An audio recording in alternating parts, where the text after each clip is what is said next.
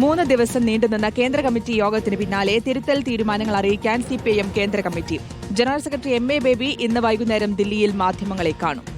കേരളത്തിലെ അടക്കം തോൽവി വിശദമായി പഠിച്ചുവെന്നും വേണ്ട നടപടികൾ സ്വീകരിക്കാനുള്ള തുടക്കമാണ് ഇതെന്നുമാണ് സിപിഐഎം വൃത്തങ്ങൾ വ്യക്തമാക്കുന്നത്. അടുത്ത മാസം 5-ന് സിപിഐഎം സംസ്ഥാന സെക്രട്ടേറിയറ്റ് യോഗവും 8-ന് സംസ്ഥാന കമ്മിറ്റി യോഗവും വിളിച്ചു ചേർക്കും. ആദിൽ പാലോട് വിവരങ്ങൾ നൽകും. അതിൽ ഇന്ത്യയിൽ തന്നെ ഒരു സംസ്ഥാനത്തും ഇപ്പോൾ സിപിഎം ഭരണത്തിലില്ല. കേരളത്തിലെ വലിയ തോൽവി അണികൾ നേതൃത്വത്തെ തിരുത്തിയെന്നുള്ളതാണ് കേന്ദ്ര കമ്മിറ്റിയിലുണ്ടായ വിമർശനം. അതോടൊപ്പം വിമതരുടെ വിജയം, നേതാക്കളുടെ ധാർഷ്ട്യം, ശരീരഭാഷ ഇതൊക്കെ വിമർശന വിധേയമായിരുന്നു. അപ്പോൾ ഇന്ന് മാധ്യമങ്ങളെ കാണുന്ന ജനറൽ സെക്രട്ടറി എന്തൊക്കെ കാര്യങ്ങൾ പറയാനാണ് സാധ്യത?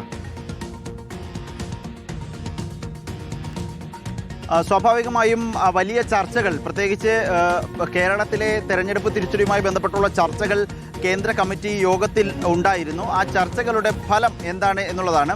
ഇത് സംബന്ധിച്ചുള്ള പ്രതികരണം, പലതരത്തിലുള്ള പ്രശ്നങ്ങളുണ്ട് എന്നുള്ള ചർച്ചകളുണ്ടായിരുന്നു. ഇതിലൊരു പ്രതികരണം എം.എ. ബേബിയുടേത് ഇന്ന് പുറത്തു വരും എന്നാണ് കരുതുകയും ചെയ്യുന്നത്. വൈകുന്നേരം AKG ഭവനിൽ CPM-ന്റെ ദേശീയ ആസ്ഥാനത്ത് എം.എ. ബേബി ജനറൽ സെക്രട്ടറി മാധ്യമങ്ങളെ കാണുകയാണ്.